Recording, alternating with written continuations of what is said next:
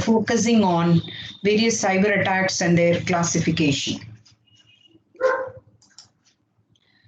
I've just organized the session. Ma'am, the voice is not audible. My voice is not audible. Is it audible now? Is it audible now? Yes, Hello? ma'am, it's audible. Yeah, it's fine. Okay. Audible. Kindly stop me if anything is not correct, because this is I'm doing with Microsoft Team only now. So I may not be well versed in handling that. Kindly excuse me, and you can always stop me for any clarifications or whatever it may be your doubts. Yes, I ma'am. have organized the whole presentation in two sessions. The session one is going to focus on various cyber attacks, the characteristics, what is the purpose and motivation, and how we can categorize the cyber attacks, the typical attack scenarios, and so on. I have got small case study also that is done so that you can understand how you can go about developing some projects to handle or detect cyber attacks. Session 2 is focusing on the malware attacks because it is a very important class of cyber attacks which is very, very vulnerable and it is widely exploited in most of the organizations. So I have taken very special focus on malwares and threats and some of the terminologies we use in the attached with personnel who are into cyber attack launching. So this is how I have planned for each category. I've got a small case study, a small project done, so you can understand how you can go about it further. So as I just told you, the session one focuses on introduction to cyber attacks, the different classification of cyber attacks. The reason is that why I'm saying that different classifications, because there is no one uniformly accepted classification. So you have to view that from different perceptions. First of all, I must tell you what is the reason, why are we talking widely about the cyber security, cyber attacks, and whatnot. Today, it is a very vast domain. Even you might have seen people are offering a postgraduate as well as undergraduate level programs in cybersecurity, focusing so much. The first and foremost reason is that all of us are today, we have become technology dependent people. That means each and every small activity, whether it is related to the career or professional life, or it is the personal activity or personal life, the dependence on the technology is very, very high. And today everything is technology driven. So I'm not taken a virtual class so far in my 30 to 34 years of experience. And during pandemic only I had the very first opportunity to handle my classes through online mode. So we are forced into the technology enabled situations where one has to one is forced to use the technology. The widely used technology is the information and communication technology. Today, it has become the integral part of any application, any domain, whether it is business or industry. Now, then, educational institutions started using it even for conducting classes, evaluation, government, defense. So, industry is spared, and every industry, every activity is technology driven. Technology plays a major role, especially the information and the communication technology. And some of the domains which were manually driven have started becoming automated now. That means we are moving in towards complete automated solution because we feel that the manual chores must be removed and more automation will increase the productivity and of course reliability, etc. So industries have started moving towards automation, even the mechanical industries, the electrical, all electronics already they have moved to automated sectors, robotics, and we are talking about so many automations. Of course, there is a separate standards that has been released also, the industrial 4 standards. People are widely talking about that. So we have moved towards automation, of course, not 100%, but in a major portion, we have started doing that. The next reason is upcoming technologies. Today, we are widely talking about Internet of Things, industrial IoT, Internet of Everything, artificial intelligence. So all these upcoming technologies, they give us wide scope to get connected seamlessly, and so that any part of the world, any nook and corner of the world, any device, anything can be connected easily with these technologies and controlled easily with these technologies. What is the result of this? What has happened because of this? Because of this, on one side, we are enjoying the technology to the maximum extent by all its positive features, whereas on the other side, because always people used to say, no, the learned people's technology is always a double-ended sword. On one side, you have a lot of positive things, on the negative sides are also there on the other side. So what is on the other side is the cyber attacks. Rather, it has created a great concern for cyber security. Are we all operating in a safe cyberspace? Or are all our operations and activities protected? They are monitored or streamlined? Are we all operating in a systematic, hassle-free manner? The answer is no, because today cyber attacks come in multiple forms. Technically speaking, what they are, we are going to see, but I would like to show here, they come in multiple forms like financial scams and frauds. People are widely talking about the banking financial sector frauds. Every day you get a message from the banking industry, never disclose your PIN, password, etc. Through hacking. It also happens through downloading copyrighted content. And the worst thing where women and children are affected is the illegal pornographic content downloading, content creation. And we, the technology people, computer science people, always we have been challenged with the viruses, worms, etc. And young children, girls, male, female, irrespective of their gender, cyber stalking has become a very major issue. Crimes against minorities, LGBTQ community. So these are all the ways today cyber attacks have started evolving. These things may look may not look very technical, of course. So if you ask me why cyber attacks or cyber security, the one word answer is dependence on the technology and technology driven solutions. Then let's see what it is. Cyber attacks are basically nothing but they are deliberate exploitation of computer systems, both hardware and software, resources, networks, and of course the technology which we use to connect the World Wide Web. So whenever all these things are exploited, then it is considered as a cyber attack.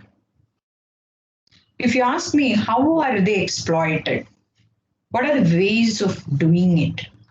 We all know the computer systems, all the resources are pooled, handled through networks, hardware and software, computer systems, everything. Everything is basically driven by the logic. We have the logic to drive the whole show.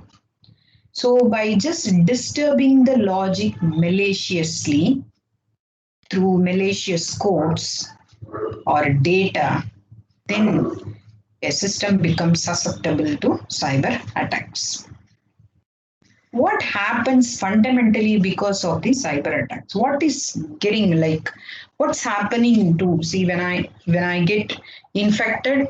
I feel a sore throat, I feel a rise in temperature, I feel body pain or knee pain, whatever it is. So same way, when a cyber attack or exploitation is happening, what are the fundamental things that get affected? There is only one major thing all of us must be concerned about, which is nothing but compromised data. Because of the cyber attack, what is happening is data is basically compromised. What are the ways, if you ask me, the data is compromised means? Through so many ways. We are going to see majority of them as cyber attacks. We name them maybe in different terms, but all of them basically do what is known as data compromise, which is quite dangerous, which is not a wanted thing, which is quite unwanted, that creates a lot of damage to the individual, organization, country, government, the whole world in general. If you look at, when I say the compromised data leads to the cyber attack or the cyber crimes, these are the ways. I've given you only a handful of cases. They are the identity theft, fraud, extortion, malware, farming, phishing, spamming, spoofing, spying, denial of service and distributor denial of service, hardware theft or hardware compromise, message abuse, etc. So a compromised data may lead to these types of cyber crimes. So I was telling you, I was showing you why cyber attacks, what are cyber attacks, and how they get entry, how the data is. Now the next concern is how the data is compromised. We say data compromise is the major thing which leads to cyber attack. You can ask me, Madam, what are the ways the data can be compromised, or what are the reasons for that, or what causes this? The first and foremost thing is interruption of authenticity. That is, whenever, see, today you had invited me for a webinar or a session, I was given the identity or authentication through the appropriate people. So when that is interrupted, somebody else may come in the name of Padmavati. Not only that, integrity of the data.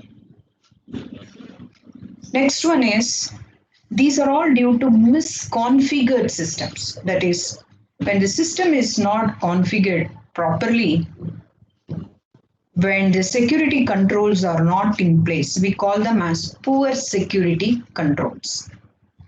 So they can interrupt the authenticity, they can affect the integrity of the data through misconfigured systems or systems with poor security controls. As a result of this, the systems get infected. Not only that they get infected, they also act as a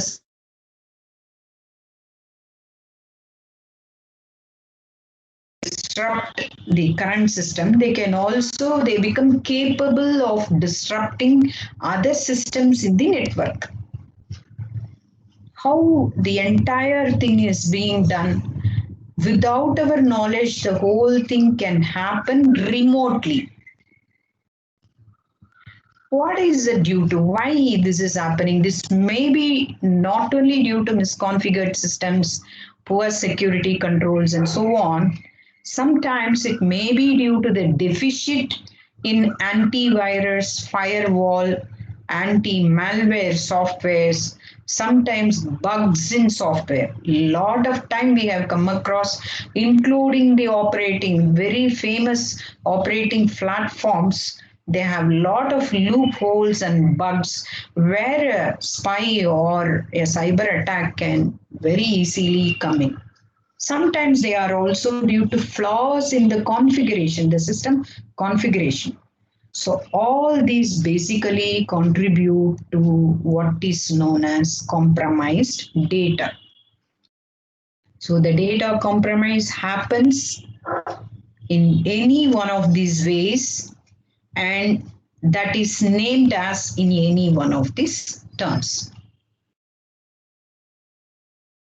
People can wonder, okay, when this danger, rather I should say it's a danger, it's a concern, of course, when this started happening.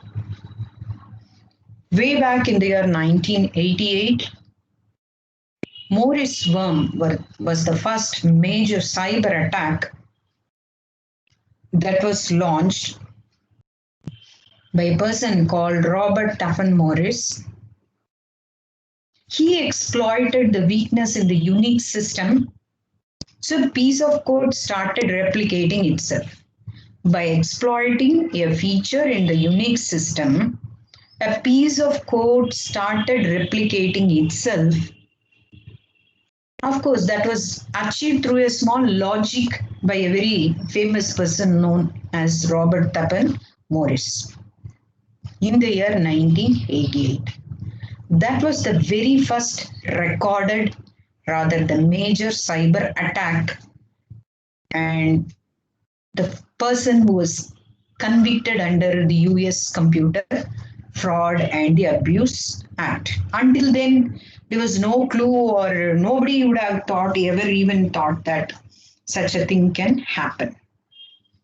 So the worm itself was named after the gentleman as Morris worm. Okay, if you want me to technically define cyber attack, it is a mean of compromising the confidentiality, the integrity, and the availability of the data. Where are the data stored? The data are stored in a computer, which are connected through the internet, of course, or intranet. So it's a cyber attack is basically, if you want me to technically define that, it is nothing but a means of compromising the three principles or three properties. I can even call them as three characteristics. What are they? Confidentiality, integrity, and availability of the data or the resources, which are either stored in a computer or which can be accessed through an internet or intranet. This is the technical definition I can give. All of us know that the principles of security are these three: CIA, triad, confidentiality, integrity, and availability. Once this is compromised, naturally, there is data. So I just want to show till the disk containing the source code of the Morris worm is stored in the Boston's Museum of Science in the name of Morris. Still it is there in the museum. Okay. In order to have you understand totally that today all of us fall either knowingly or unknowingly the victims of cyber attacks which are launched in any of the above forms, because all of us are connected, all of us are using extensively the resources, and of course we have various activities driven by the technology. What are we supposed to do? We have to be very, very responsible. We have to be very cautious. Of course, we should know to protect ourselves from this danger. In order to protect ourselves from the danger, first of all, what we should know is we should understand that better. Only if we understand it better, we can handle it better. How do we understand the cyber attacks? What are the ways we can understand? One is through their characteristics. The characteristics of cyber attacks help us to understand the cyber attacks better. Here are the 6 important characteristics that are projected. They are regimented, scrupulously designed or harmonized, demanding time and resource, enormous, organized, not spontaneous or ad hoc. We'll see what do they mean and how do they characterize the cyber attacks. First of all, regimented. That means the compromise in terms of the functionality of the organization or data is going to be with very severe damages, or in other words, the damages caused by this are going to be very, very high level and very severe. The second one, scrupulously designed or harmonized, means the cyber attackers or the people who launch this attack, they have a methodic way or ordered systematic way of formulating the whole scene so that the attack is successful or possible. Moreover, they try to achieve it in time. That is very important. So scrupulously designed, harmonized means they go in a very, very systematic, sequential manner to achieve that. Third is demanding time and resource. Frankly speaking, launching a cyber attack is definitely a time-consuming job, and it is a costly affair also, because one has to be very, very careful and highly organized to do that. The fourth one is enormous, because as I told you, regimented, that means a severe damage is caused, which is very difficult to rectify. This is also related because it is scalable. The rate at which it affects the computers worldwide is very, very high. Large number of computers across the world, billions of computers are affected, that cause huge volume of data loss or the financial loss, because we all know that data or information is the blood of the organization. No organization can afford to lose the data or information. Once they do so, it's going to be a major challenge for them to retrieve the whole thing. So ultimately, it leads to the financial loss. And I was telling you, it's also organized, means they want very effective and efficient results through logical means of doing that. That's what we saw, sequence, logical, and so on. And it is not a spontaneous one or ad hoc one. That means it's all well-planned attempt with purpose, with motive, so that maximum damage can be caused to the system or organization or individual or government, either in the form of data loss or in the form of financial loss. So what we are, why I've given something in quotes below that in the slide, at the bottom of the slide, I've given a sentence. What is that? Cyber attacks are growing more stronger and more sophisticated. So this is something very, very important for all of us to observe and to get ready or prepared in terms of defensive methods. So the attacks are growing very, very strong, and it is very, very becoming very sophisticated. That is why I just quoted in the beginning that AI is making them very sophisticated and it's very difficult to handle. Next, we want to know, okay, right, cyber attacks, they have some characteristics naturally. What is the purpose? Why the cyber attacks are launched? What is the motivation? Which are the ones that are targeted here? They are the financial organization, websites, news, media, military, defense department, government organization, banking sectors. Today, healthcare is becoming another major concern. See, we are in a pandemic situation, we are introducing lot of apps, mobile apps, and web-based solutions so that a doctor can handle a patient remotely through consultation because we don't have enough ratio of doctor patient ratio. So doctor is expected to cover more patients in a short duration, which is humanly impossible. So they definitely depend on the technology-based solution. So healthcare domain is another upcoming domain where a lot of cyber attacks and threats are observed. So these are the domains, the major banking and financial sectors, news, media, military, defense, government organizations, and of course the healthcare domain. These are the very important place where, applications where they target for the information or the data. So why these are all targeted? What is the purpose means? These are all very, very important for a country. A military system is important. Media is important. News is important. Bank today, I cannot imagine even a single transaction without a bank. My salary is credited in the bank. I'm given a card. I'm doing internet banking or I'm doing mobile app to pay or to do some transaction.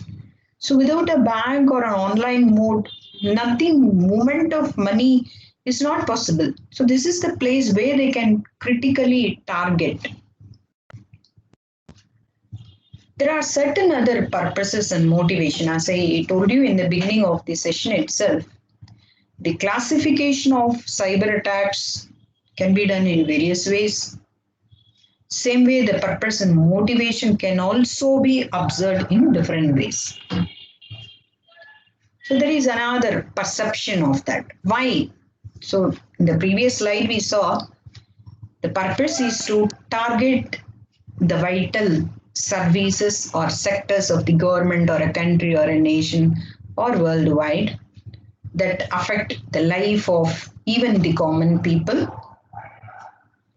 There are other purposes and motivations too.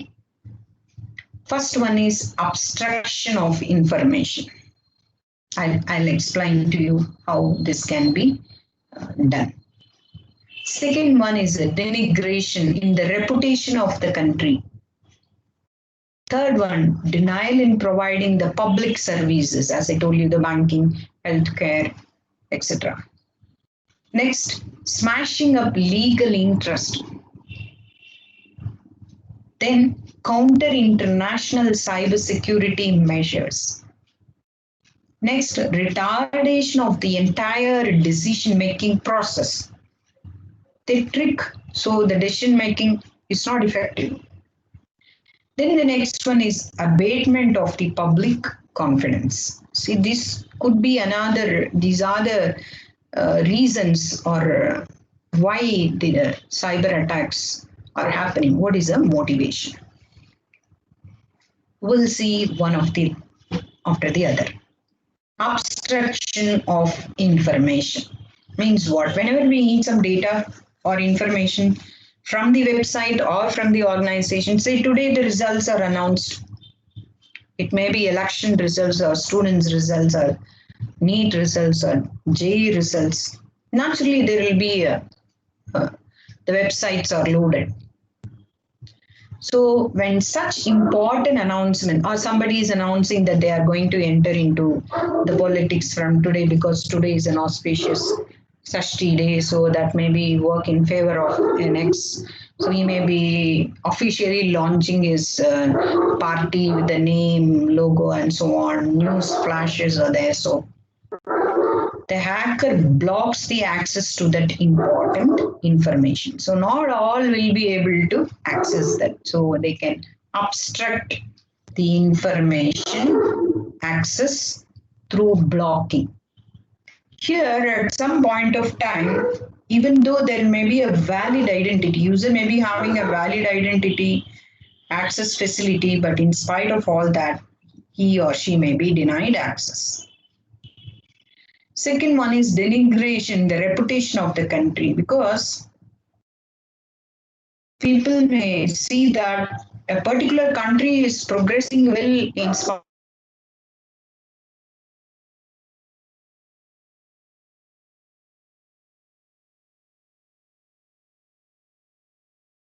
and decrease their productivity. It's possible through cyber attacks. Then denial in providing public services, like as I told you, the stock market, banking, airline services, railway reservation. How many times all of us struggle to do a reservation through railway, even in that, what is that you call it as? The last minute you do the reservations, everything. It's all blocked. Even the services may be disrupted.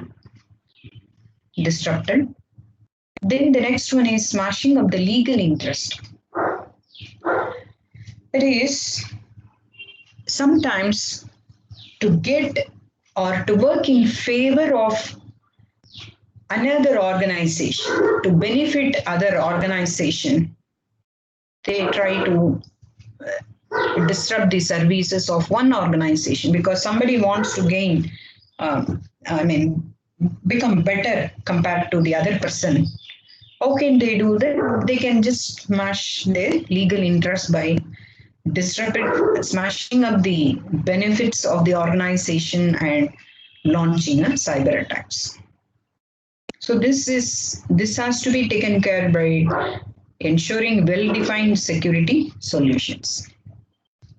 Then the next motive, yes. Am I audible? Is it going on well? Any problem, madam? Hello? Hello? Okay.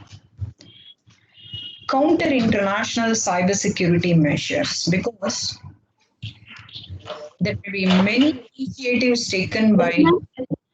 Hello? Yes, ma'am. Yes, ma'am. You called me. No. I heard. Somebody talking in between. I just wanted to know whether I'm audible, because sometimes I'm getting the display that network is poor. It is audible, No, ma'am. Okay. Yeah, it's Oh, audible. No problem. no problem. Yeah. Maybe So- somebody on the other side, maybe some participants have put their, they are not muted or something. No problem. That is not a problem. I'm getting the display here, network Yeah, that connectivity. is perfectly well. Fine. Okay. So the next purpose or motivation is counter international cybersecurity measures, because cybersecurity is not only the concern of our own nation, but globally it is becoming a very major challenge. So they may try to challenge the initiatives or measures taken at the international cybersecurity community. So they try to bypass the security scans and increase the complexity of the attack patterns.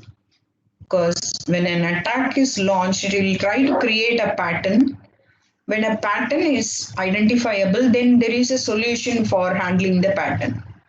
But by increasing the complexity of the attack patterns, it is really difficult for the cybersecurity experts to handle such attacks. The last one is the retardation, not the last one, last but one.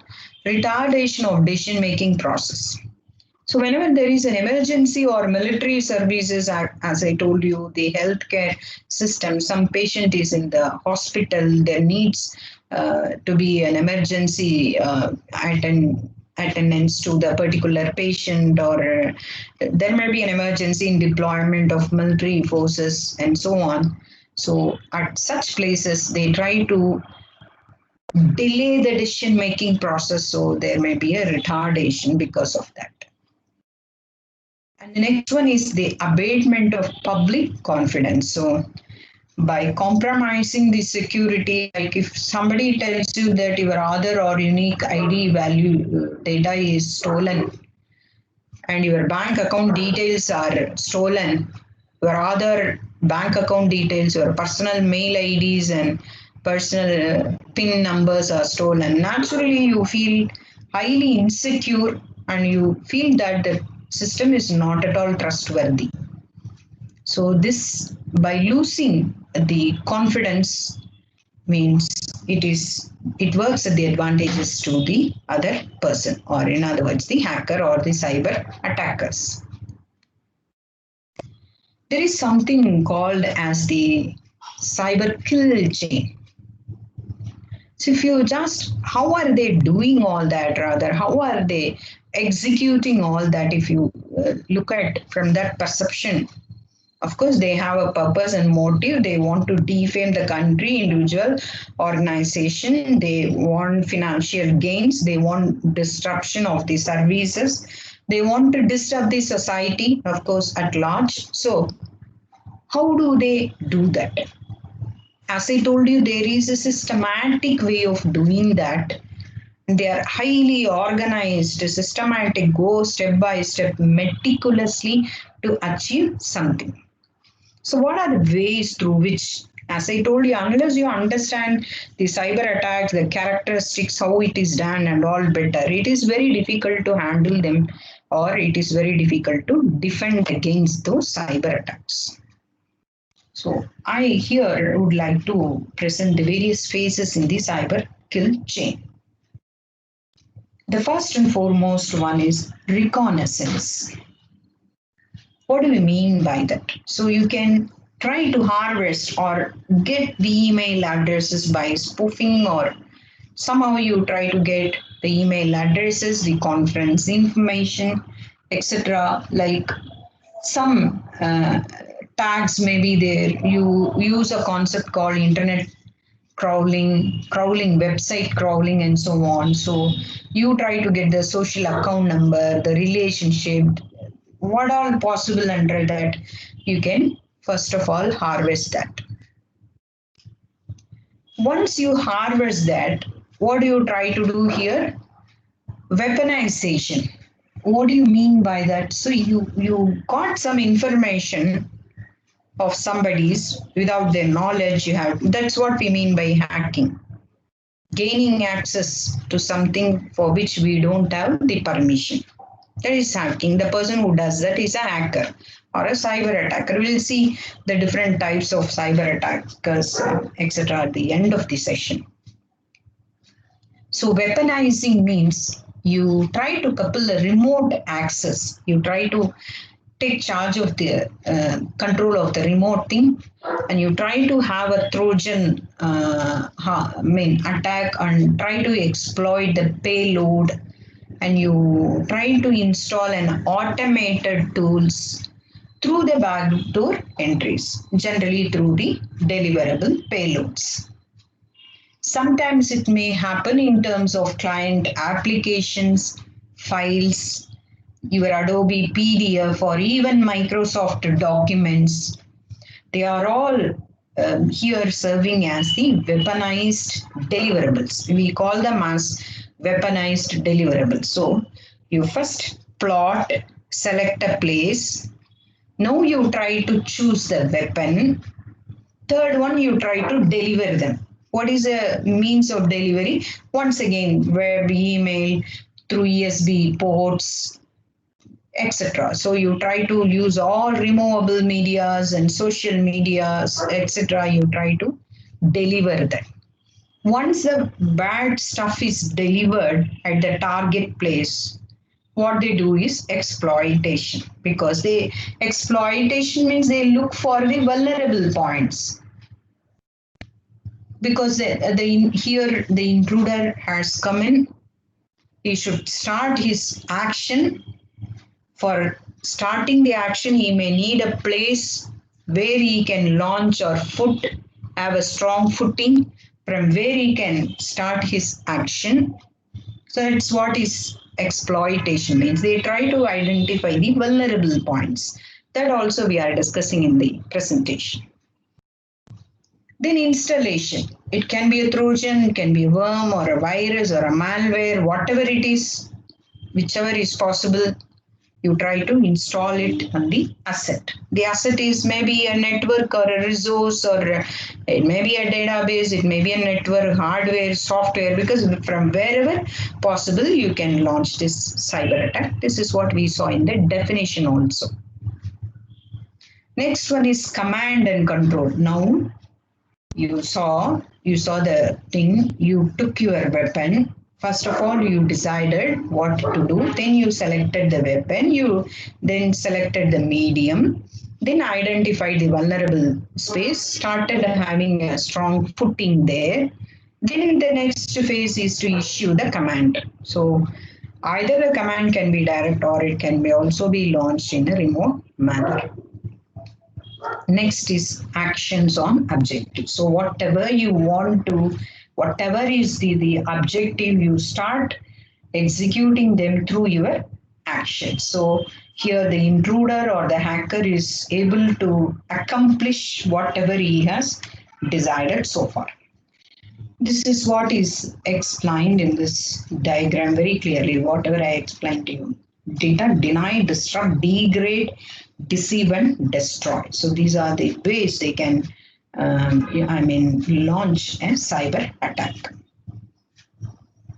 So as I told you in the beginning of the session, there are various categories of cyber attacks because there is no single classification or characterization of cyber attacks. There are different types of classifications we are going to see here. I think whatever I planned, I will like to deliver in time. So at some places I may just skip. I will give only the important points.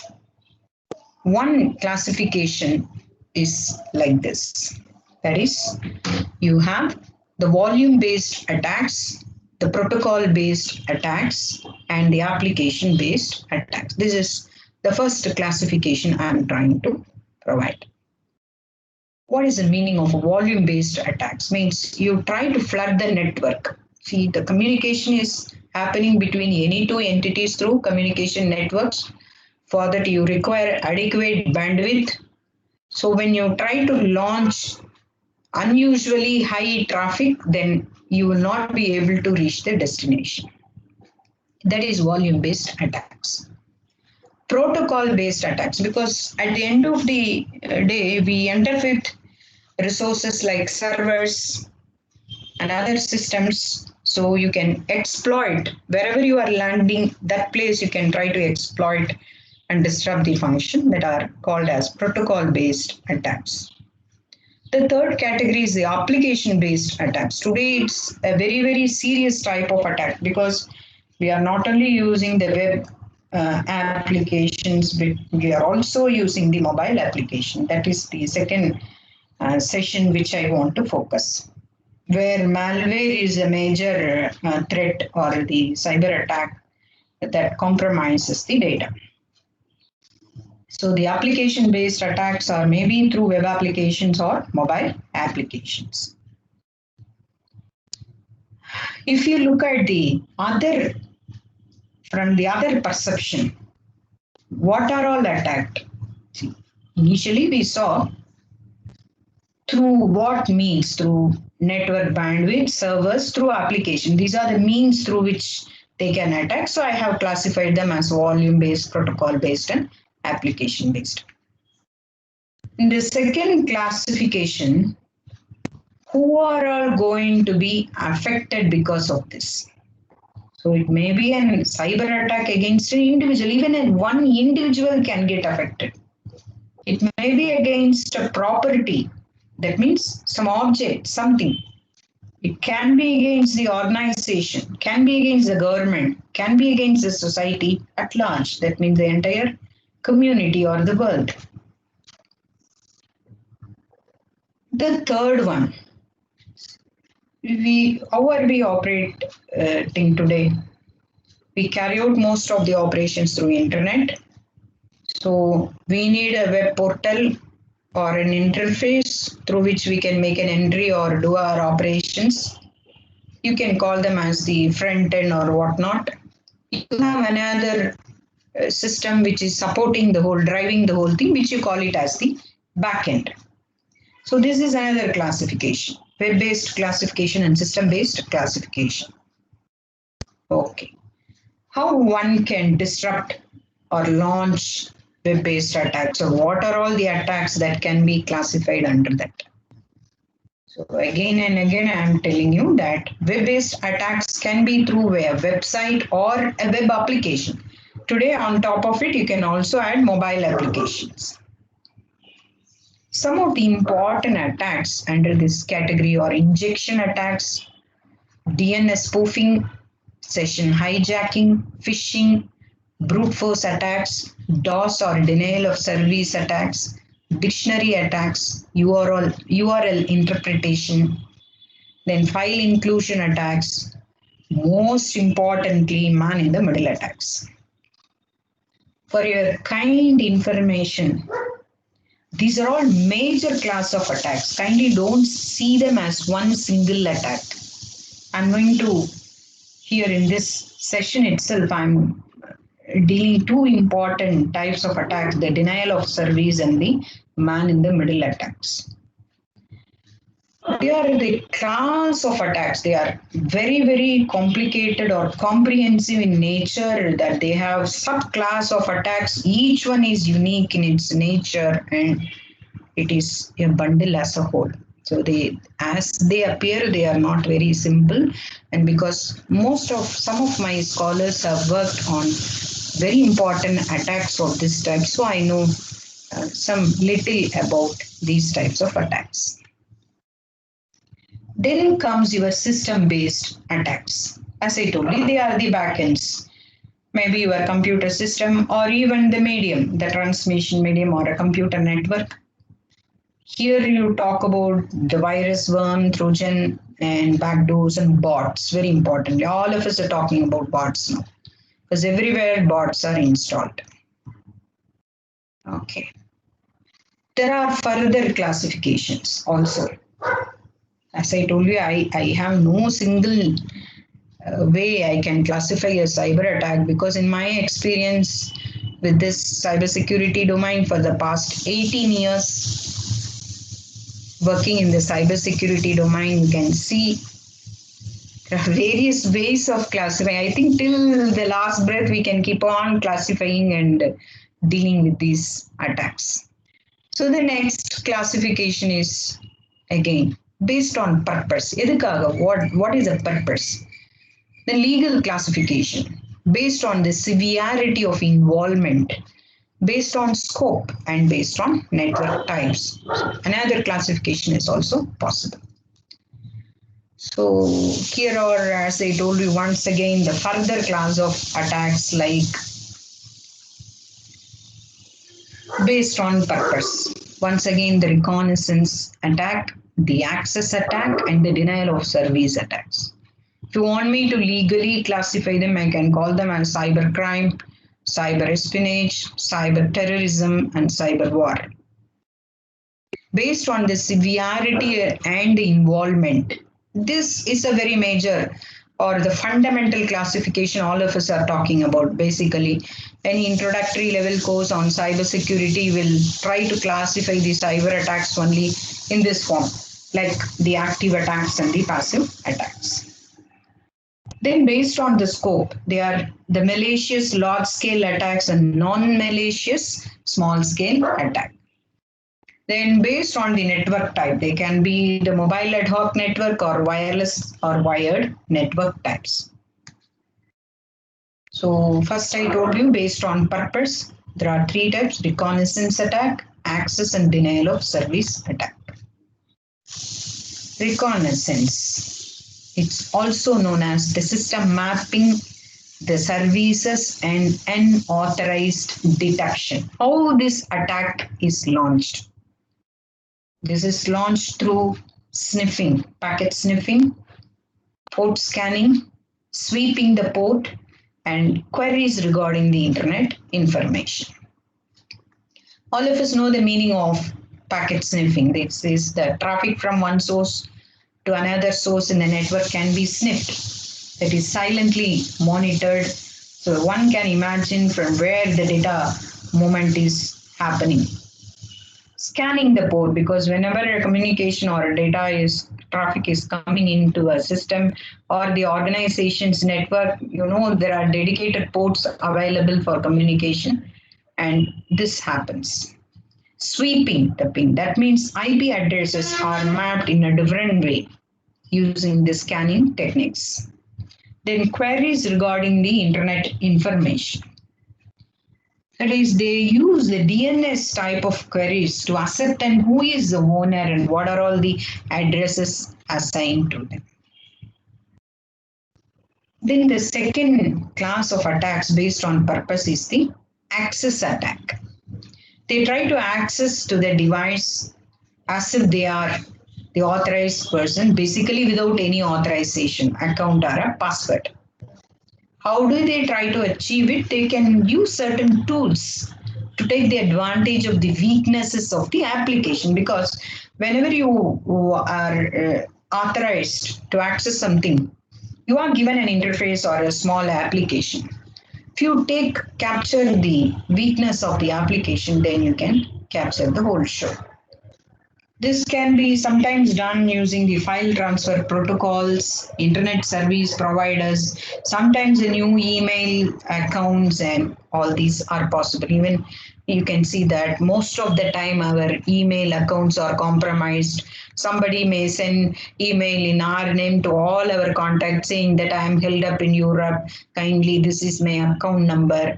I am helpless now. I need some money. So at least deposit $10, $100 in this account, something like that. So once again, as I told you, attacks, they are not simple as they look. So there are subclasses of attacks, of access type attacks. They are further on attacks on secret code, utilization of the trust port, port redirection, man-in-the-middle attacks, social engineering, and phishing attacks. So you can access the secret code. It's because all are password protected, so you can try to get the secret code using this attack, which is known as the dictionary attack. We also see that in future. Sometimes you can utilize the trusted port. A trusted port can be compromised by another trusted host, maybe through unauthorized means. Then, as I told you, you try to access through the port, and the port may be redirected to get access to the network firewall. Phishing, all of us know, sending fake email addresses and try to capture your credentials. Next attack type is the man-in-the-middle attack. I told you that it is another major class of attack. This is also known as a Janus attack or the bucket brigade attack. So the user captures the private communication happening between two parties. You call them as the perpetrator, that is a man who is in the middle. The most important attack today is the social engineering attack, because social engineering is something is happening today through your websites or through your social media accounts. And social engineering means you try to get access to the websites using some SQL injection, like you try to steal the data using some SQL injection. That is query. You try to query and take the important information out of it. So how do you launch the attack? You try to gather the information, try to establish the relationship and exploit that, then execute the objective, as we saw in the previous cyber kill chain. Then the denial of service, that's crashing the system or slowing down the system when a genuine user is trying to access the information or his credential. Second classification, that was based on purpose. Next is based on the legal classification. So under the legal classification, there are 4 types: cybercrime, espionage, cyber terrorism, and cyber war. Today, people extensively talk about cybercrime. What is a cybercrime? That is a crime that is committed in the cyberspace with the help of a computer as an object or as a tool. That is, either you can use a computer to commit or you can target a computer. It either becomes a tool or it becomes a target. In either way, if it is executed, of course, it is considered as a cybercrime. Here again, what is important is you are trying to access something for which you have no permission. So how are they trying to achieve this? Like how do they create the through operating system, through lack of user awareness, that is sometimes unknowingly also this can happen, and it can also happen in an anonymous manner and can also due to the storage capacity. Espionage means spying, that is, it is the act of observing the data completely in very important places. What's happening, what are all happening. Generally, it is all done by amateur hackers or even sometimes by software programmers. And terrorism means what? In simple term, a terrorist comes and attacks a particular place where majority of the people are crowded so that they ensure large number of destruction. So same way, a cyber terrorist would like to disrupt large number of systems or networks, and it is done basically through a computer virus. The last category is a cyber war. War always happens between nations. So the nation's critical infrastructures or networks are disturbed so that the entire operations become standstill or absolutely not usable. So all the countries' activities are disrupted. Then the third category is based on severity of involvement. This is, as I told you, the fundamental thing. You call it as active and passive. Passive once again means not doing any physical action. Active means doing something physically. Here again, you can see there are further classifications. Like passive means you can observe the traffic so that you can see from where, which place to which place people are moving. Today is a function. So all people will assemble near a temple. So the temple is going to be heavily crowded. So if a bomb is put there, then there will be a maximum people get affected. So this is possible. This is passive. They are not doing anything, but they are doing only information gathering. Sometimes they can also eavesdrop, capture some data. So attacks like eavesdropping attacks, traffic analysis and monitoring, they come under passive because no explicit operation is done. Whereas under active attacks, they do literally something to the system or into the system. Here I was telling you that you can also classify them based on the network. I cover the active attacks from this perception, how a layered network architecture is affected by various attacks. So you have the MAC layer attacks, that is the jamming attack.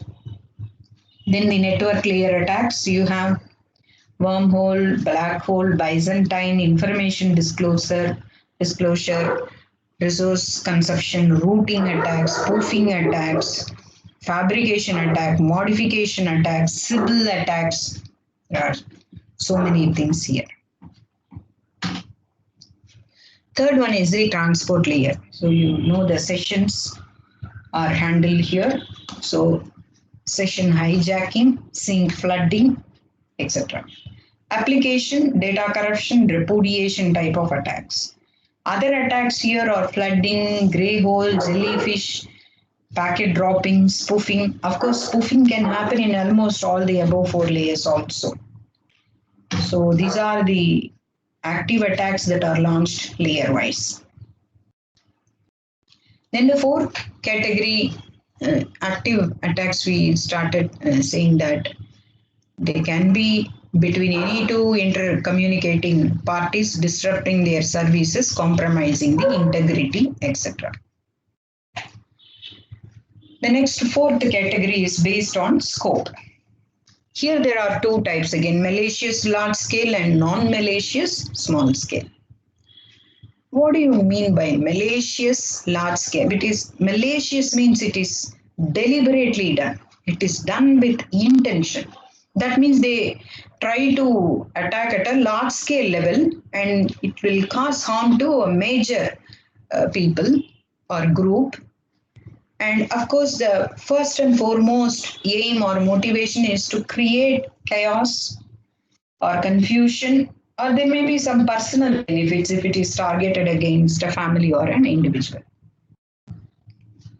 They basically attack countless number of systems and cause system crash and massive data loss. So naturally, integrity of the data is lost. There is a non-malicious means it is not done with intention. That means it is accidental. But it is also done at a level. That means a small scale level.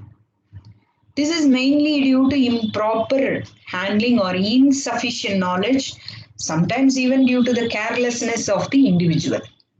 Because of that, there is a data loss. Sometimes it may be negligible, sometimes it may lead to system crash. Of course, finally, the data is compromised. There is some loss at the cost also.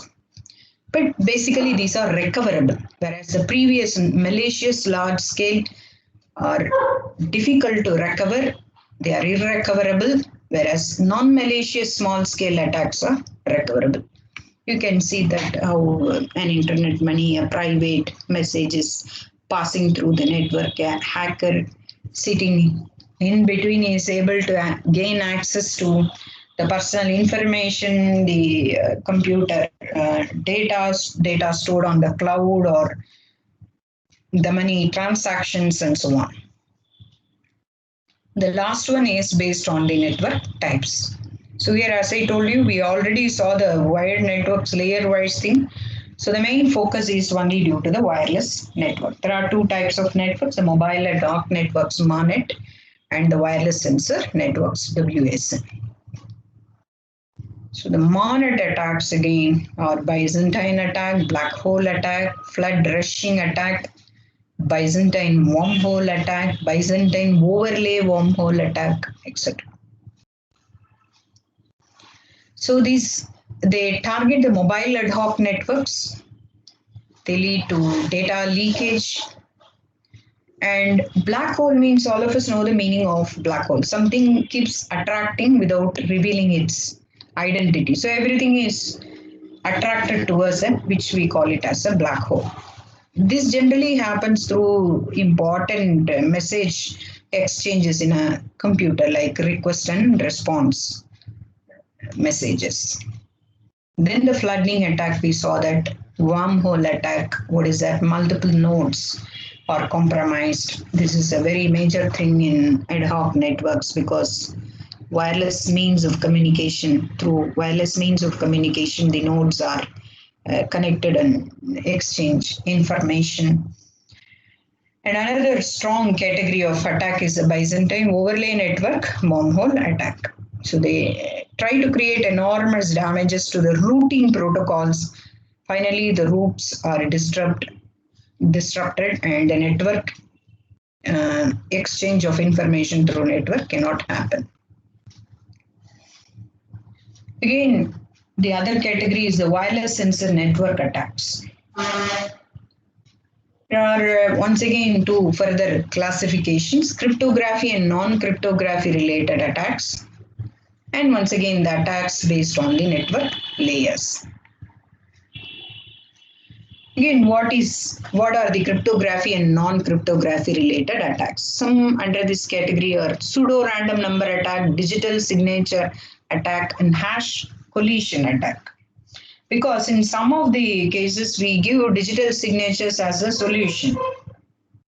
But even those digital signatures can be attacked. This is how I think there is one that is explained at the later part of the discussion.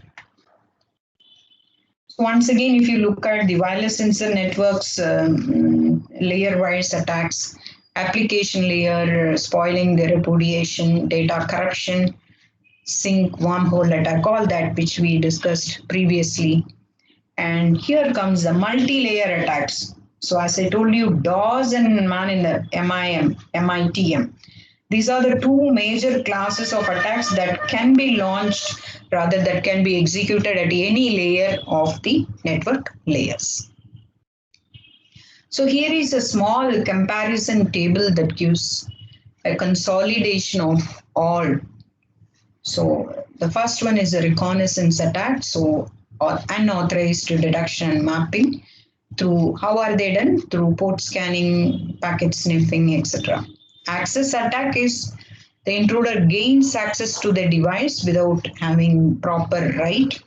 So what happens is the port trust utilization, port redirection, dictionary, man in the middle attack, the social engineering attack, and so on.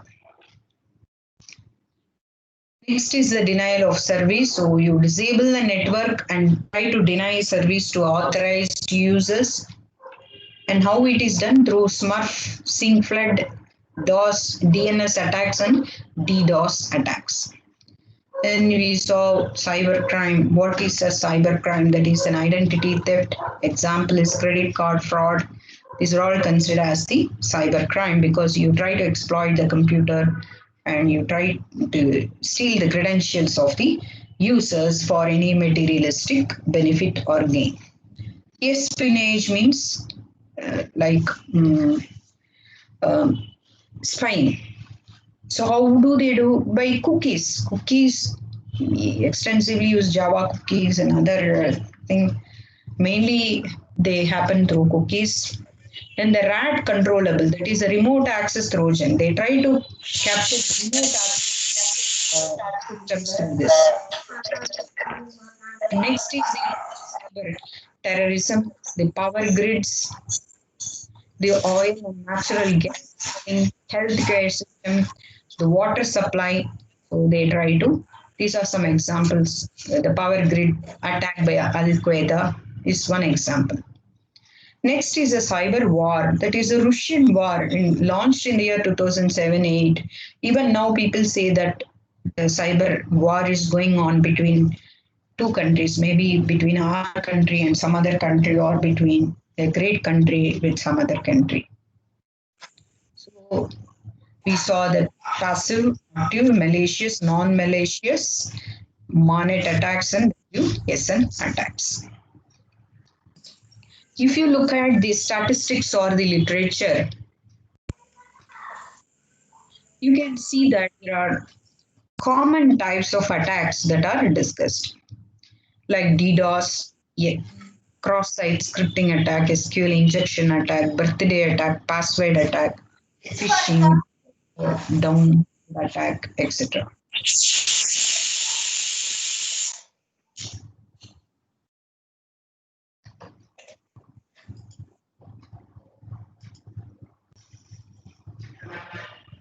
So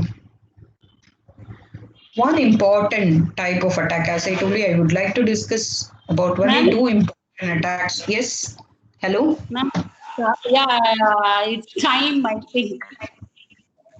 Probably we can continue in the afternoon. Hello? Hello, ma'am? Yes. Yeah, I think it is time up. The session ends at 1:15, no? Oh, sorry, ma'am. Sorry. Okay. You can proceed. I have misunderstood. Sorry. No. If you want me to wind up. No, ma'am. No, not required. By mistake, I misunderstood. Fine. Okay. We'll finish by 1:15 as per schedule. Okay.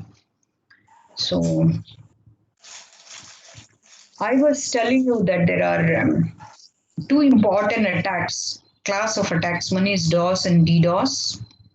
So DOS and DDoS attacks are further classified into sync, TCP sync flood, teardrop, smurfing of death, and botnets. So sync flood attack happens when you send the communication between any two entities. The communication happens through handshake protocol. So you send request sync and sync acknowledgement. So when there is a disruption due to half open ports, then it is possible. Then TCP sync flood attack. That is during a TCP session establishment, this attack can happen. There are various countermeasures available to handle this by checking the connections, reducing the time. Madam, I'm not, I'm getting some interruption in between. I think somebody has not muted. Sudha, madam? Hello? Yes, ma'am. Ma'am? Yeah, I think, is it okay now? Are you able to hear? I get Yes, one. ma'am. I'm able to hear as well as see the presentation. Maybe somebody else, they have not, I put mine on mute. There is some other person who has not muted it. I will mute everyone, ma'am. I will try. Okay. So there are a lot of countermeasures like you can reduce the open connections time. Firewalls can be installed at suspicious places. And you can also reduce the queue sizes. These are all manually handled or at the time of configuring the security solutions, these things can be countered. Then your teardrop attacks, so you can make the victim's computer crash by means of fragmentation reassembly. That means, the packets travel from source to destination in the fragmented form. When there is a disturbance at the reassembly side, then this happens. Same way, the Smurf attack is also it also involves IP spoofing. And ping, whenever a system is connected, you have to ping that connection. So when you exceed the data, the maximum limit, what happens is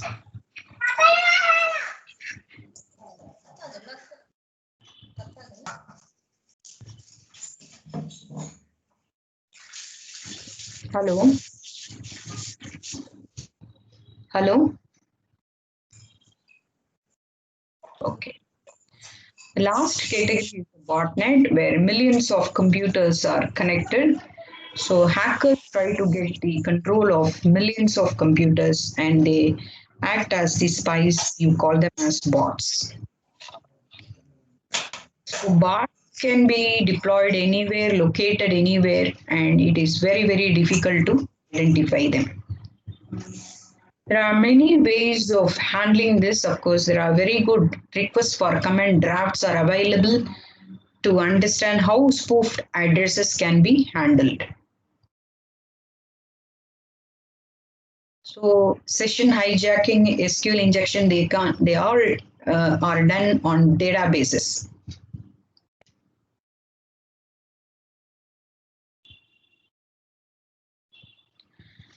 Another major class of attack is the phishing attack.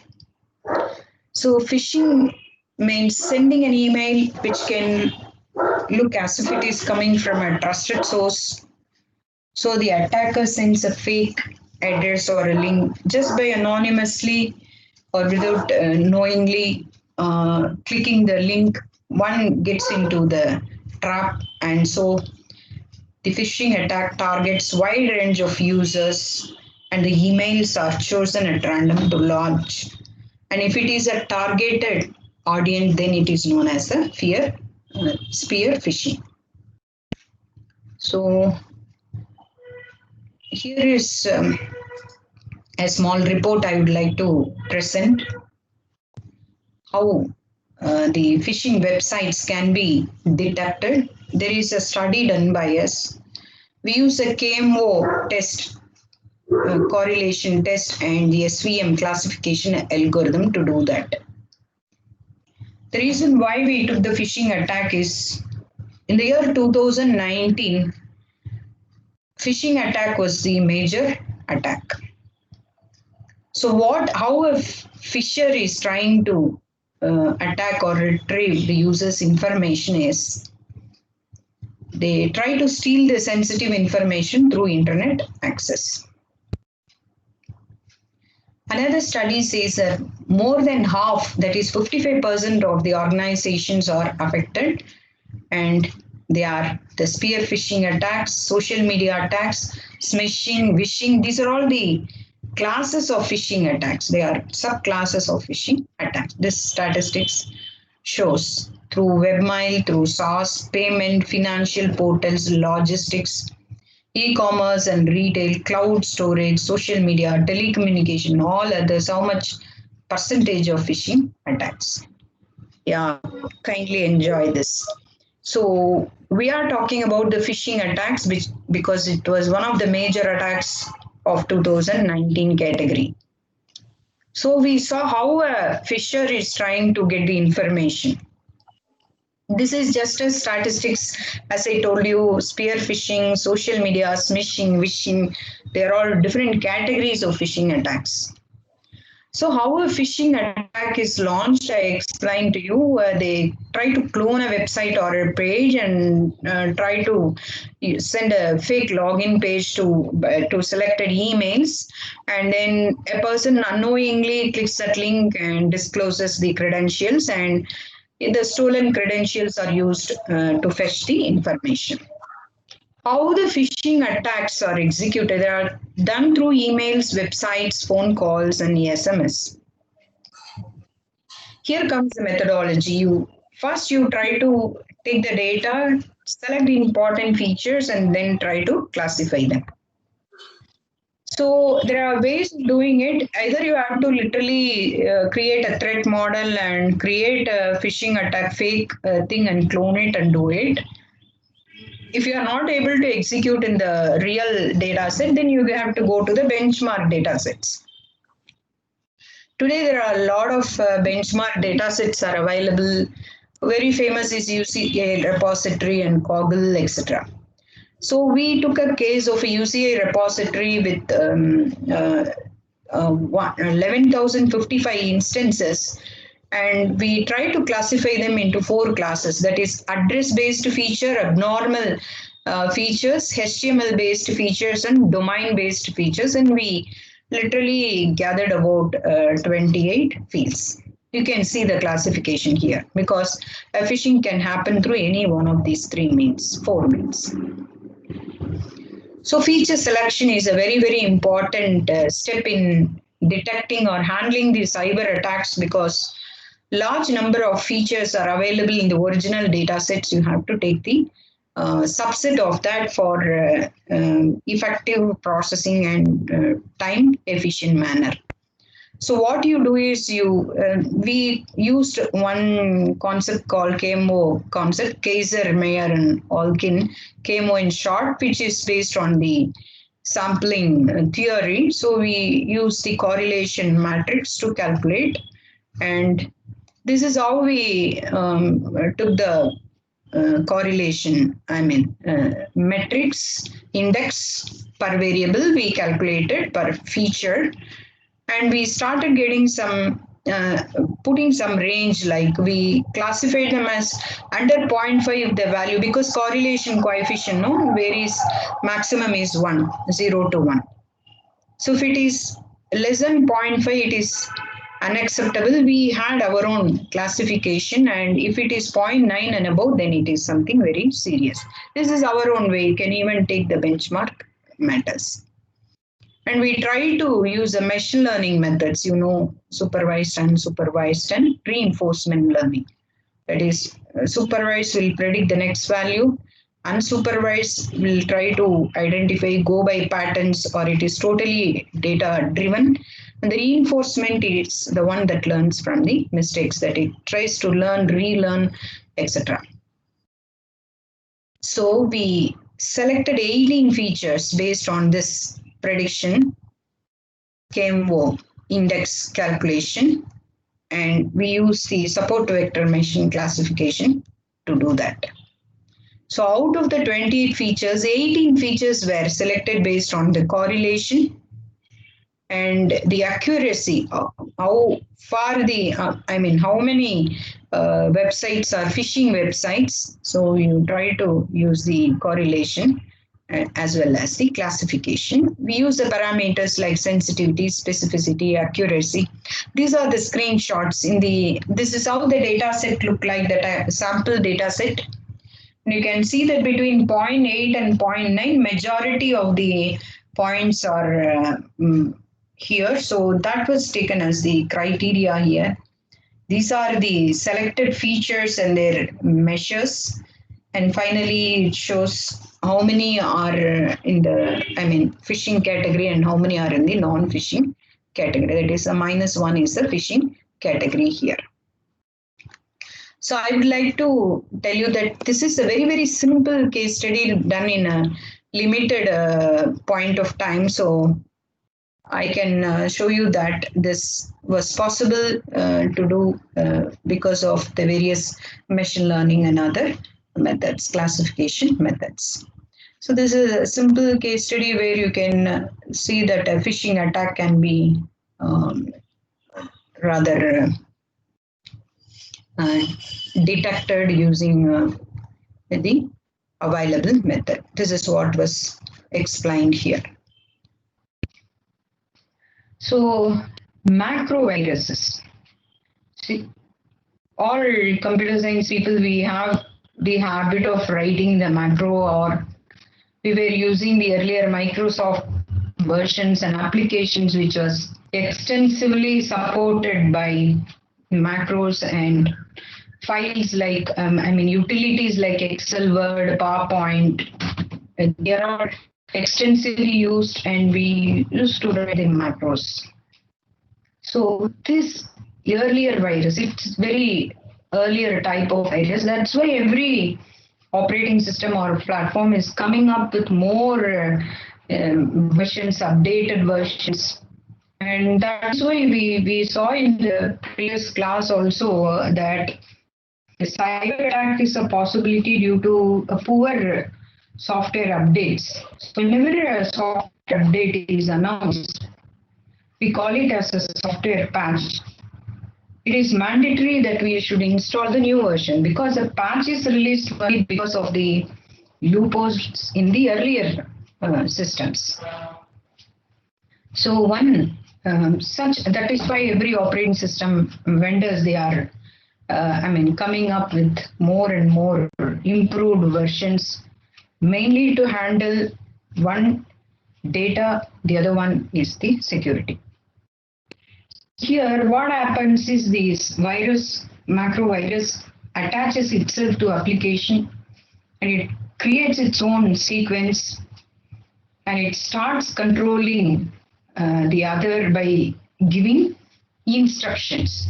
Ultimately, it will start executing those instructions. And it, why the term virus? Because it is capable of duplicating itself and it will affect the entire system. So early, I think most of us, if you are in the 40s or 50s, you might have experienced this. Microsoft Word documents all of a sudden becomes exe files you will not be able to open, and there may be additional copies produced which may not be accessed, which may not be in the accessible form. So they go and the global template here is used here is based on the macros and the settings. So these macro viruses, they try to open it and they try to copy their own macro codes written, rather they embed the macro codes in the global template. So instead of the routine or expected sequence, it will all of a sudden start malfunctioning. This is how it was actually written and launched. So the templates are captured, illegitimate instructions are written in the form of macro, compiled in the form of macro. They are embedded, and that's how it was executed in the earlier Microsoft Word or other utilities. Thing through which a malware can exploit the vulnerabilities, that is known as an exploit kit. This specifically hunts for software vulnerabilities. That's why I told you that how important the software patches or updates are. Unless otherwise you do it, whether it is an antivirus or operating system or any tools, etc. Unless you do it, because a cyber attack can also be launched through apps. So unless you are very careful, this is a possibility. So as I told you, the file infectors, they become executable codes or exe files. This is what I explained. Those who are in 40s and 50s, you would have experienced this. Suddenly your Word file becoming an exe file or a PowerPoint file, etc. Then boot record, it is the master boot. Earlier days, when an operating system starts function, it is boot through master boot record. So these are all the earlier viruses. So they get loaded into the main memory even before the system gets started. It will start including the disks and the computers. Still viruses. They are software these viruses may be like antivirus. You have now anti-malware softwares also. So these viruses, they are hidden in the system functions, and they will not reveal their identity. Neither they are displayed in the detected list. So they are hidden, embedded in that, and you have no clue that your system is affected by the stealth virus. The scanners or virus software, they give you reports which will never reveal the identity or the presence of this virus. Sometimes they change the latest modified date and the time of the file and just hides all these details in the infected file. The most important virus category, and also call them as it's also a worm. You can call it, you can name it as polymorphic viruses. Polymorphic, the term itself is self-explanatory. It is present in multiple forms. It doesn't have a single thing to identify. It doesn't reveal single characteristics or pattern of working. It's not possible because these types of viruses, they hide themselves in various cycles of encryption and decryption. So you keep proceeding as if you are using a genuine decryption code, and you'll also add the mutation engine, develop the mutation engine, because you know all the encryption and decryption processes, they are executed in multiple cycles and phases. These polymorphic viruses, they are getting added in one of the cycles, and it is very difficult to detect because as it is, they'll go for 16 rounds or 10 rounds, 16 phases, and so on. Every stage they try to modify the codes, and they have a very high level of entropy, rather energy, that's very difficult to handle. So there are tools like Process Hacker or antivirus software. They are very powerful basically, and they try to figure out these types of polymorphic viruses. They as well detect them. Here is the example how the entire encryption decryption process is going on. So what happens is the virus body is encrypted and attaches itself with the decryptor. Then the decrypted virus body You have the encrypted virus body, which becomes decrypted, and once again so this Trojan infection occurs mainly due to the ICQ internet servers because they act as the intermediate servers which can be operated in cross-platform environment for instant messaging and voice over applications. So the attacker here tries to establish a connection directly and takes over the victim's system through this ICQ internet server. That is the instant communication which happen through the chats and voice over IPs. So that's how a Trojan infection occurs, and of course they don't self-replicate. I was previously mentioning about the logic bomb. This is where I think we stopped. So like any other bomb, bombs usually will, as we have seen in movies and all, they are time bound or they explode at a particular time, place, etc. So this also is attached with an application and triggered whenever a scenario occurs, maybe at specific point of time. So you can just develop a small piece of malware and activate it remotely at specific point of time or at specific logical condition. So this is what we call it as a logic bomb. Then worms, as I was explaining to you, they are self-contained programs. They duplicate themselves. They propagate across the computers and networks. That means they self-replicate. They make copies themselves and infect the computers and systems at large, even the computers' mail addresses. And of course, finally, they end up with launching the denial of service attacks in the network. So here is the figure that shows how one worm can affect the entire systems connected to the network with the servers. So ultimately they end up with affecting the servers.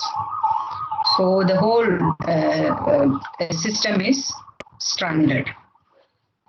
I was also explaining to you about the droppers. So droppers sometimes they can come to viruses. The software packages are not updated. That's what I was telling you about the significance or importance of the software packages or updates. When they don't happen, these droppers, they try to come automatically, it's connected to the. Then I was explaining to you the two types of ransomware. One is the simple and the other one is the advanced, and what is an adware, etc. The next category is a spyware. So spyware is also another type of malware. They start collecting the data or the information about the users, the computers, sometimes even their browsing habits.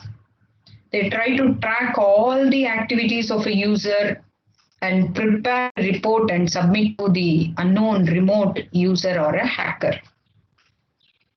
So the browsing history or based on the browsing history or the browsing habits, unwanted things will be popped up and the user tries to install malicious code without his knowledge, downloading from the internet because it prompts the user based on his interest or pattern.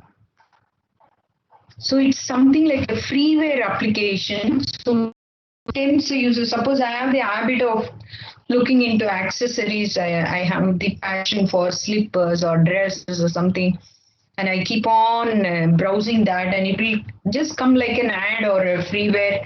So when I do it, it will automatically, it will work like a malware, it will affect the system. Here is an example. So you visit the websites, you disclose the confidential information, the password, the mail contents, everything now is monitored by the spyware. There are, you can, from this presentation, you would have seen that there are certain similarities and differences because majority of us have may come across only recently and Trojan horse. They look similar in certain aspects, and of course, they are different in certain other aspects as well. Basically, all the three of them, the similarity, if you look at the similarity, they try to steal the information or credentials of the user. They try to delete the data. Sorry, I will just try to present the similarity. They try to steal the information. Invariably, all the three try to steal the credentials of the user. Virus and worm, they are capable of self-replicating themselves. And they also alter the data, spoiling the integrity of the data. Virus and worm can also delete the data. They not only alter but also delete the data. They can even be mutated. That is, they take multiple various forms. As I showed you in the previous diagram, the encryption and decryption operation goes on with the mutation engine. So when they go to the next stage, they will not be similar as the previous stage. They become more and more stronger and they get mutated. Virus is a small piece of software, whereas worm is a self-contained software because encapsulated. Then viruses, they just do the passive transmission, that is, without affecting much, they try to either steal the information, alter the data, or delete the data. Whereas worms do active transmission. From one place to another place, they do this. Whereas if you take the Trojan, it's also similar to the above in terms of stealing the information. But as I was telling you, they have only different. They enter into the system as if they are useful, they are disguised. But they are not replicating, they are not of replicating nature. But they are quite dangerous compared to the other two because they can launch for a botnet, that is, they can install a bot there. And they are also capable of surfing we call them as surfing or key logging, or what we mean by that is they see the keystroke pattern. That is, keystroke means by your typing pattern, they can capture the credentials also through webcams, and that is how they try to, compromise the data. But there was one important statistics reported in the year 2018, which is of some importance to us, basically the cyber. So I'm just picking up the top 10 malware breakdown that was according to the MS ISAC report taken during the October 2018 and November 2018. See, these were supposed to be the top 10 malware, and most of us know WannaCry, but that was not the major thing. Only the coin miner, which was affecting the cryptocurrencies to a major extent. As I was mentioning, WannaCry is a ransom malware, and Emotet is an info stealer, that information stealer. ZS is another thing launched on banking applications. Then Cowter is an adware. Coin Miner, as I told you, is a ransomware. Very, very big companies. I don't want to name. They were all affected by this Bitcoin problem. You might have read in the newspaper so many news during that October 2018 and November. Then Mirai was a botnet. Nanocore is, as I told you, the RAT, remote access Trojan. And of course, Smoke Leader was another malicious term. And again, URS sniff is another type of banking Trojan. So these are all very important. I'll just go back and show you the statistics taken. So within that period, you can see there was a major malware attack. So I was mentioning to you about the vulnerabilities. They are nothing but the weaknesses either in the system or in the devices or as a whole. So in order to safeguard ourselves, we have to, every network is having a lot of vulnerabilities and you call them as soft spots. The vulnerable points are known as the soft spots because ensuring or tightening every point in a network or a system is very, very difficult. Suppose, as all of us are now connected to the Microsoft team that is offered by NIT Trichy, that was a message when I logged in the morning. I was my system displaying, you are connected into that account. See, now I am connecting with the laptop. Probably after some time, the laptop goes off. I may try to make an entry through my mobile, or maybe I was using my desktop. Some other user must be coming through some other thing. But nobody can ensure that all these devices are tightly secured. Because every device that is connected to the network is a very important point, and wherever the complete security is not ensured, you call them as soft spots. So what is clear is vulnerability is by default always present in every network, whether it is official or unofficial, or whether it is created by a major company or a minor company, it is a possibility. We call the primary vulnerabilities, we can classify them as primary and secondary, maybe the harmful or less harmful and so on. They are present in a network because of certain weaknesses. Again, I classify them into three: the technology weaknesses, configuration weaknesses, and security policy weaknesses. What is the technology weakness? Technology means we use, once again, hardware, software, we use the operating platforms, network protocols, networking equipments, then firmwares, everything we use. These are quite common in any computer and networking technologies. So further we classify that into network equipment, TCP/IP protocol weakness, and operating system weakness. Here are some of the descriptions from where you can pick up all this. When it is identified as a TCP/IP protocol weakness, then it may be through the HTTP, FTP, and ICMP, because they are basically or inherently insecure. And also we use SNMP, SMTP.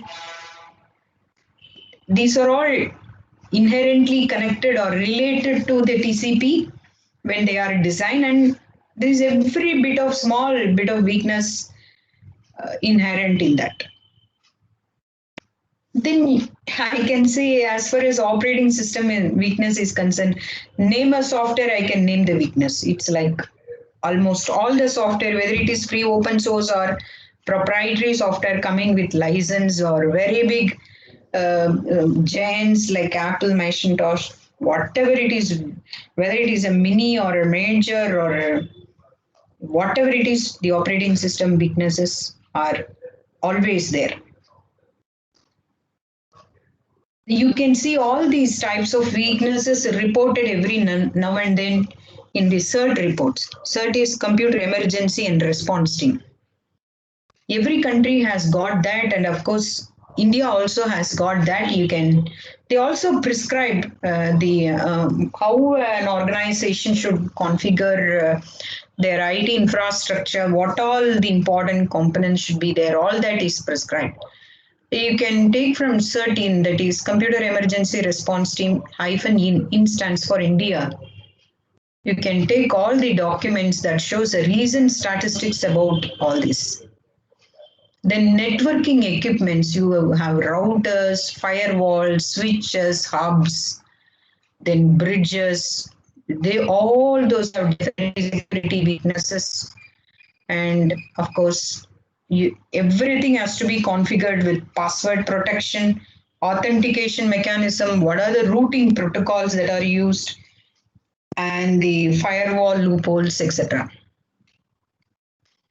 The configuration weaknesses are generally due to occur at the time of configuring any particular network or any system.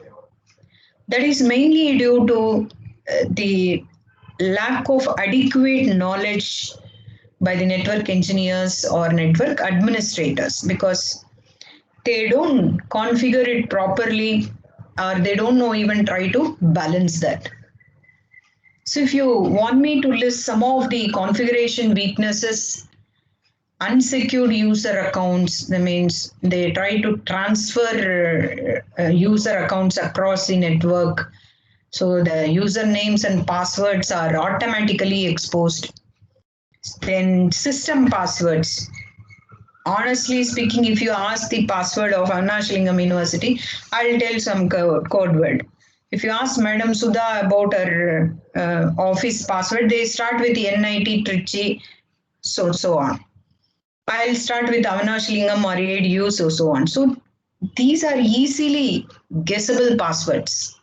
This is a common problem with a big organization where multiple users enter into the system. Then the misconfigured internet services. This, as I told you, the cookies and scripting languages, especially, they're very, very, vulnerable to all these, because anything can be easily scripted. For example, your JavaScript in web browsers, and when you try to access the untrusted sites or internet, IIS, Apache server, and FTP, all these have, they can be scripted and they can be misconfigured. And many products come with default settings. These default settings are not at all very safe. And finally is the policy weaknesses. This is where any robust organization lose their data, because security policy or procedure or plans and control plans are something very, very important for an organization, which are to be followed with stringent guidelines.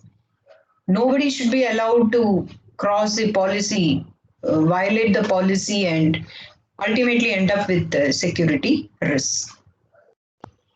There are a lot of security policy weaknesses here that is written. These policies are not at all documented. Unless they are documented and referred systematically, they'll be lost. Because when I say the policy orally to somebody, they'll pick up. Even today, we talk 100 points, but only 80 points will be picked up. Rest 20 will be just like that. It's not possible. Then politics. That means there will be sometimes tug of war battles. So it is difficult to implement very strict measures. Lack of continuity, because that is another thing. The non-applied logical access controls, like one most important thing at this point I would like to say is every organization must go for the security auditing, because they only try to find out the loopholes, what are the IT technicians' responsibilities, IT management, what is the company's leadership allowing to handle the unsafe conditions, what are the policies, how the policies are enforced and handled. Then once again, the software hardware installation policies, who are allowed to access what, which is approved application, what are their rights and so on. And finally, the disaster recovery plan, which is not at all existing in most of the organizations because nobody is prepared for any chaos or natural disaster or any panic situations or confusions, etc. Even educational institutions, we were not prepared for this pandemic. Suddenly, we started learning the tools and other things, online mode of teaching. All this happens.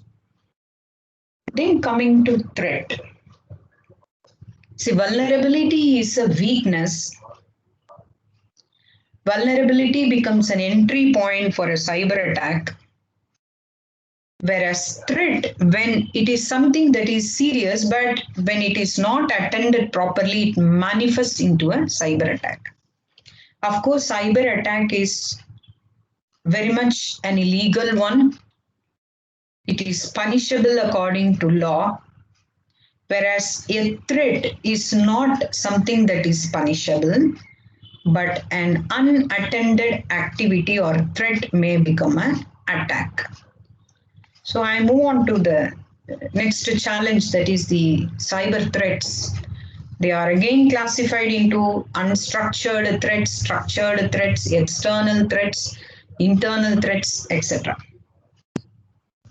So when you just look at the connectivity happening in the organization, can see all of us are connected to the internet. There is a firewall through which there is an entry.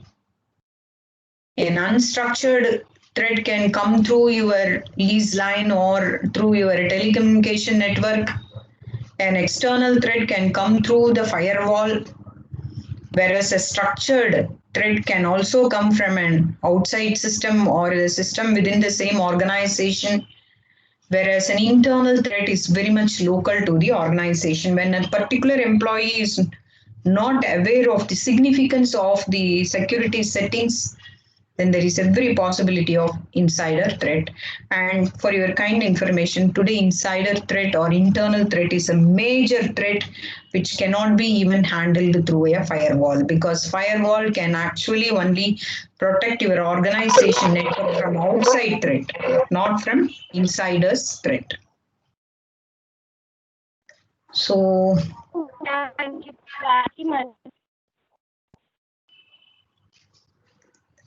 I just, yes, any problem, madam? Hello? I don't have any problem, but somebody is trying to report a problem. I don't know who it is. Hello? What is that, madam? Anything from my side? No, ma'am. I literally don't have any problem. Okay. I think in another not muted their thing. Okay. In another 10 minutes, I think I'll be able to wind up with another case study. Okay. Ma'am, okay. Shall I proceed? Participants, are you comfortable? Yes, ma'am. You may proceed, ma'am. Yes, ma'am. Okay. Okay. Yes.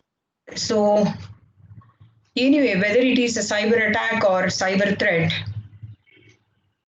it's all due to the data leakage.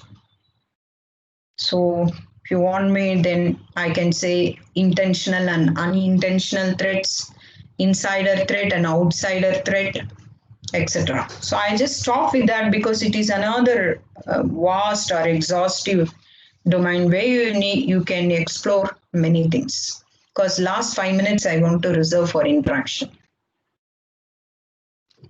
There are few common terms which we use generally because the cyber attacks are launched by the attackers, and there's no one single term that can address everyone. There are further classifications like hacker, cracker, phreaker, spammer, phisher, white hat, black hat, grey hat, etc. We all use commonly the term hacker, which represents that he or she is a computer expert only.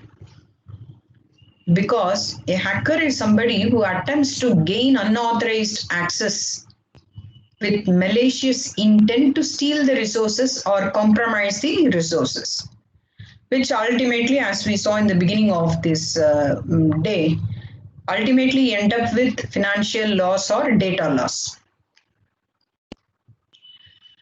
A cracker is another individual who tries to get the unauthorized access or the network, of course, with the malicious intent alone. He will not cause any damage, but he has some malicious intention. Phreaker is somebody who will influence a phone network to execute a function which is not allowed otherwise.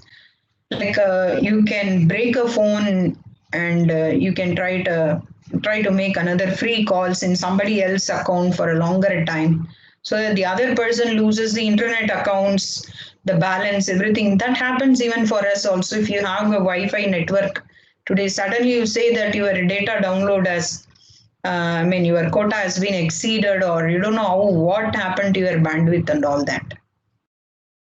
Spammer means, spam is unwanted huge email. Spammer is somebody who sends huge number of emails.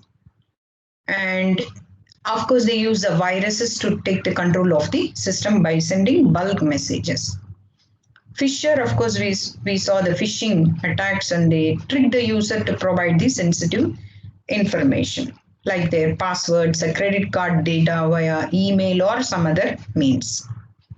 So the Phisher is basically, he'll pose as if he's a trustworthy person or from a group to steal the sensitive information.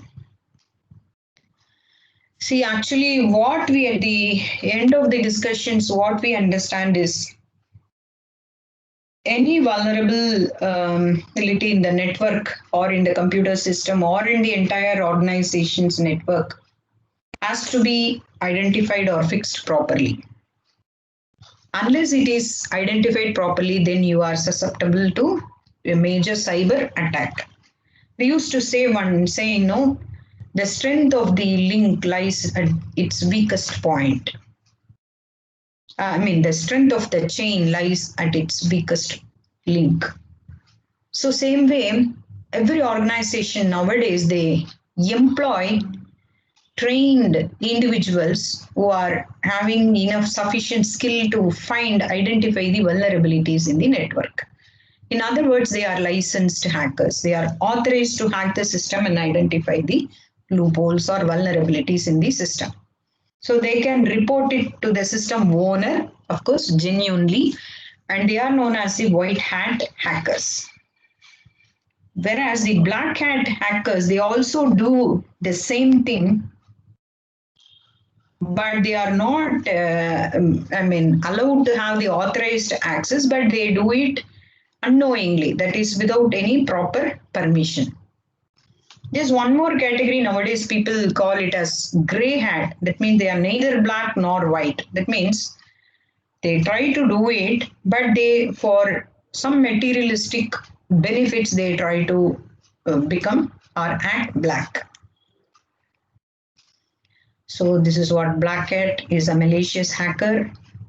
That is why for white hat we use a terminology called ethical hacker.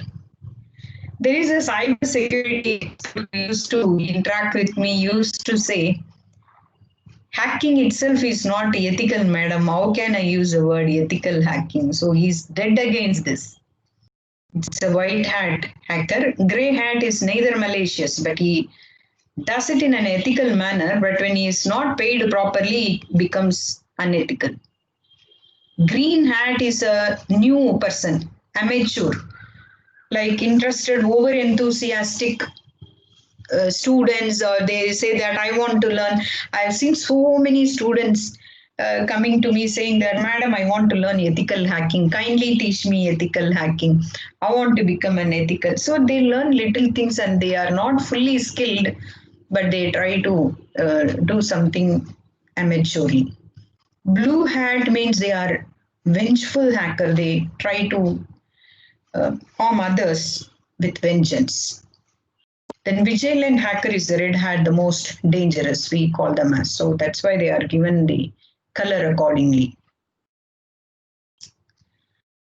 You can even classify the cyber attackers apart from the above classifications like criminals, activists, state-sponsored attackers, and insider threat. Criminals are either they are individuals or group of people, they are driven by or they are motivated by a group or a community or a company or an organization. They are very, very active, prominent type of attackers. They use the computers in three proper ways. I told you that a cyber crime is conducted either with computer as an object or a target. So they try to select a computer as a target and they use the same computer as a weapon to attack others. And of course, they do everything with illegal motive. Whereas hacktivists are individuals or group of hackers who carry out the malicious activity with an agenda. So we call somebody who is fighting for something as activists. No, they are activists. They are doing this against something. So same way, hacktivists are people who promote the malicious activity with a hidden agenda, maybe based for political reasons, for religious reasons. Sometimes they have some ideology. It may be based on the social ideology or whatever they believe strongly, they try to come up like that. Today, it is becoming a very, very major concern because hacktivism is a digital disobedience. That's, I would say, obedience and honesty and sincerity is required whether you are living really or virtually. State-sponsored attacks are, again, they are critically designed attacks with proper motive or objective, either for political or commercial reasons or for military interests. So to handle all this, the government organizations must definitely employ highly skilled hackers who are specialized in detecting various vulnerabilities. Very difficult to specialize in everything, but of course they should know the patching the holes. That is, every vulnerability they should be able to address. And insider threat, again and again, they cannot be handled. Insider attacks cannot be handled through a firewall because it is very much within the organization's network. It is quite common again among the employees because not properly trained employees or they fall prey for these types of activities. Generally, the past employees or former employees, they are dissatisfied the company or their pay package or their promotions. They try to use a third party. They may use even the contractor, temporary worker or employee or the best friend or customers to act on their behalf. So insider threats are further classified into malicious, accidental or negligent. They are self-explanatory. That is done with intention, without their knowledge, negligent. That is, they are not serious about their job. So here I would like to show you one more case study before going into the guidelines. Of the Android-based malwares, their attack surfaces, what are the different types of Android-based malwares here? What are the symptoms of Android-based mobile malwares? Like bad battery life, dropped calls, data plan spikes and clogged performance. What is the methodology that is used here? And what is the data set that is taken? And how the data set is handled with feature selection methods. Different feature selection methods are shown in this. And we have used two types. One is a correlation-based feature selection method, which was similar to the previous case study. And the other one is the information gain, because you try to get the attributes with respect to the classification algorithm by fixing up some threshold. For classification, you use always the machine learning methods, either classification or regression methods you can use. And you train the data, you train the model with the training data set, and you try to test the model with the test data set. Usually you try to train the network with more data sets, only then it will be, for anomaly, it will pick up the anomaly. In this project, there are 8,400 data sets with malwares, that is genuine and benign types were taken. As I told you, there were 20 types of attacks launched on the Android-based mobile phones. We just picked up 20 for our study because many more are also available, and the 4 types of communications were taken. And we had taken the 4 classes of malware only. I showed you many in the beginning, but we had taken only 4, namely the adware, the ransomware. Within that, there are subfamilies. Dowgin family, Edwin family, FIVO, like that. You have so many other subfamilies are there. The scareware and SMS malware. These were the 4 types we picked up. And with these are the results of the correlation based, info gain based. I'm not able to show you the codes here because I didn't link it here. And same way, we try to pick up certain parameters like false positive, negative, accuracy, ROC, etc. Precision, recall, and with all these 3 types of machine learning methods, random forest, KNN, and SVM, we use 2 types of analysis. One is the single malware category. That was, sorry, I show you in the previous thing. That is a single binary. Either it is a malware or not. That was the classification we did first. Then within the malware type, we try to classify whether it is an adware or a spyware, the random ransomware, etc. That we try to do it here. And you can see that various algorithms are executed and the results are shown. This is another small case study where you can do it with the benchmark data sets for understanding or handling your cyber attacks. Now I have moved on to the final phase of our session, that it's always better to know the guidelines and follow the guidelines. It's better that we follow certain guidelines to safeguard our system, even our own life, professional and personal life, by strictly following certain guidelines. Technically, some are technical, some are based on the practice. The best practices are the habits. First one is based on the network architecture. So you have to configure the demilitarized zone. What are the important areas, sensitive data, what are the common service areas, everything you have to point out. Next, you have to install the firewall and configure it properly. Then you should identify the devices that are connected to the network and the modes like virtual private network mode. What are the various protocols like SSL, IPsec, and other encryption algorithm standards which you can use, DES, AES algorithms, etc. Then always you need to restrict the access by defining certain roles and privileges. You have to identify the users appropriately, define the roles and responsibilities, and allot them their privileges, define them their privileges and access rights. Once everything is done, then you have to focus on the policies and procedures.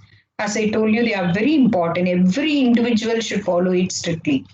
What is the aim of that particular role, responsibility of every user, individual user? What are the devices and softwares that are installed, and what are the access rights to the devices or a software? What is the architecture, the firewall rules, users access privileges, and what are the vulnerability prevention plan, and how do we upgrade the hardware and software, on what basis, frequently, what are the backup and recovery or disaster management plan, and you should have the periodic and every patch up for every upgradation. There should be proper training. There must be safety training. Like fire accident, no, like it is also another accident which has to be dealt very seriously. Once you do it, you need to monitor it. What are the areas? What is the traffic pattern? Regularly, you have to monitor. Every day, rather, you have to monitor, and you should have some alert mechanisms whenever something goes against the normal scenario.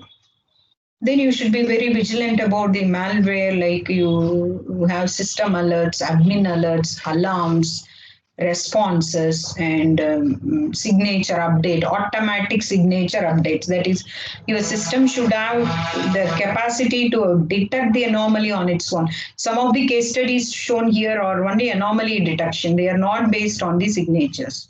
So you should have anomaly detection methods. And finally, the security audit. Every time you should have stringent measures to audit and evaluate the controls, procedures, and the reports must be generated. The SWOT analysis must be done, strength, weaknesses, opportunities, and all that should be done.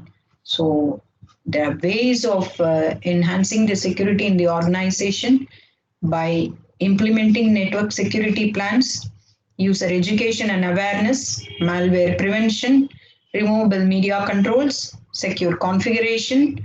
Now your user privileges, setting them right, risk management plans, incident management, monitoring, and finally home and mobile working. So today in the pandemic situation, all of us are forced to work with different setups and other things. So it is the organization's responsibility to ensure all that, so that we can always ensure the best practices. This is maybe for both the individuals as well as the organization. Don't expose your devices to public Wi-Fi network.